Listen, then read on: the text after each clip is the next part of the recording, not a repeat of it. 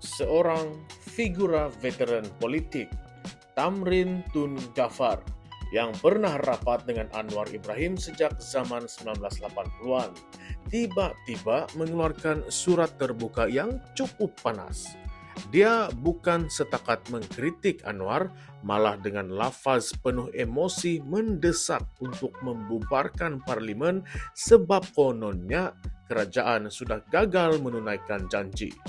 Apalagi sekarang ditambah pula banyak kontroversi yang berat.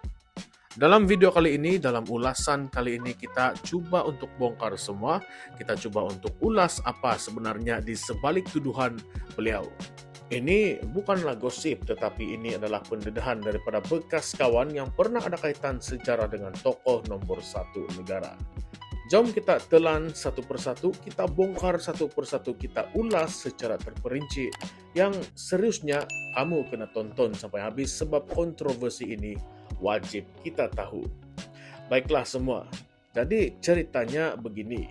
Tamrin Tun Ghaffar, bekas ahli parlimen Batu Berendam yang juga pernah rapat dengan Anwar sejak awal 1980-an, tiba-tiba mengeluarkan surat terbuka yang tidak boleh diabaikan. Dalam surat ini dia ingatkan kembali zaman dia mencadangkan Anwar sebagai ketua pemuda UMNO menggantikan Haji Suhaimi Kamarudin. Hubungan lama yang semakin mencabar bila Tamrin rasa ada elemen pengkhianatan terhadap jasa Tun Dr. Mahathir Mohamad. Bayangkan, ini bukanlah orang asing, kawan lama, pernah jalan bersama, tetapi sekarang tendang terus kiasan kata pengkhianatan. Apa sebenarnya poin kontroversinya?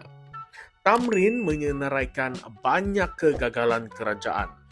Dari serangan terhadap anak Rafizi Ramli, kematian gadis muda dari Sabah Zahra Khairina Mahathir, akibat gejala buli yang berlaku di sebuah sekolah di Sabah, dan juga kes bekas menteri Waitha Murthy yang mencabar kerusi Parlimen Tambun, hinggalah himpunan besar di dataran merdeka yaitu Himpunan Turun Anwar. Semua topik ini memang panas dan Tamrin kaitkan satu persatu dengan kegagalan kerajaan menangani isu-isu ini. Bagi beliau, terlalu banyak pendedahan yang tidak ditengani dengan telus. Dan bukan itu saja, beliau juga mengkritik Anwar terlalu sibuk travel ke luar negara, ke sana-sini, sedangkan rakyat tengah gentar dengan kos sara hidup yang begitu tinggi. Katanya lagi, mana janji pelaburan 700 bilion ringgit itu? Katanya ia cumalah angka kosong, pengumuman besar tetapi belum lagi direalisasikan. Tambahan lagi, Tamrin mendakwa Anwar membuat kenyataan mengelirukan di parlimen tentang keputusan kabinet yang melibatkan Dr. Mahathir dan turut mengkritik tindakan terhadap Muhyiddin Yassin. Ya, beliau memang banyak menyentuh isu-isu sensitif yang mencuit emosi dan juga penuh dengan kontroversi. Kalau berani, bak kata Tun, bubarkan saja parlimen dan adakan pilihan raya umum.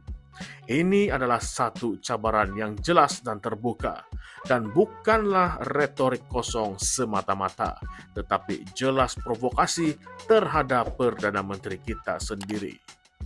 Dan dalam tuduhan ini, Tamrin seolah-olah meminta jangan ada kompromi. Apa sudah jadi dengan janji-janji kerajaan? Kenapa isu-isu serius seperti keselamatan anak menteri, pembuli yang membawa maut akhirnya, dan cabaran kerusi parlimen tidak diperkatakan lebih mendalam? Semua ini memang rumit, sensitif, dan malangnya tidak banyak dilaporkan secara meluas. Jika benar pelaburan 700 bilion ringgit itu masih belum sampai, apakah ia cuma satu gimmick politik? Atau ada kelemahan komunikasi? Dan desakan untuk bubar parlimen itu bukan sekadar isi surat. Ia adalah cabaran terus kepada legitimasi pentadbiran. Menuntut pembubaran parlemen bermakna mempertikaikan mandat pemerintah dan ajakan sedemikian cuma akan menambahkan bahan kontroversi. Sama ada untuk menindakkan, untuk bertahan, ataupun untuk bersedia PRU yang baru. Jadi sekarang soalnya, apa sebenarnya yang berada di sebalik surat terbuka Tamrin ini? Adakah ini sekadar pergolakan politik lama yang terbawa-bawa ataupun ada agenda yang sedang tersembunyi? Betulkah Tamrin sekadar pecahkan kebuntuan atau ini cumalah serangan berunsur pribadi dan dendam sejarah? Lebih parah lagi, adakah wujud fakta tersembunyi yang kita tidak tahu sebab semua hanya datang dari blog pribadi dan bukanlah laporan akhbar profesional? Jadi adakah kita perlu tunggu pihak lain termasuklah media arus perdana untuk ambil serius nota ataupun surat ini?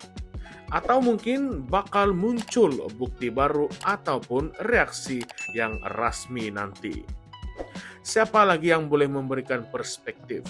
Pengamal media, peguam, pasangan politik lain, dan semua ini berperanan memberi nuans ataupun mungkin bantahan.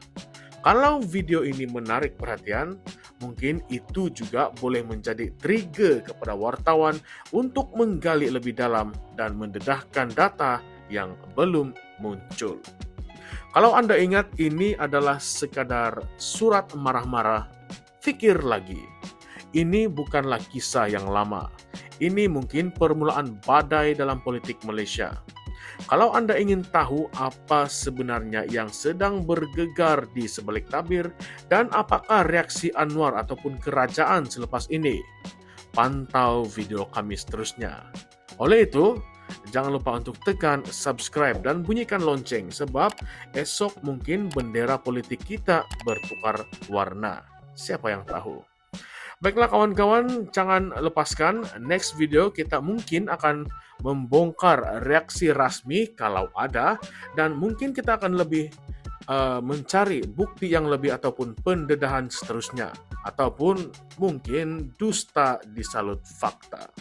Nantikan kawan-kawan, dan sebelum kita menamatkan video kali ini, saya ingin meminta semua untuk like video ini, share dengan kawan-kawan Anda, dan juga sekali lagi subscribe dan tekan bonteng lonceng notifikasi.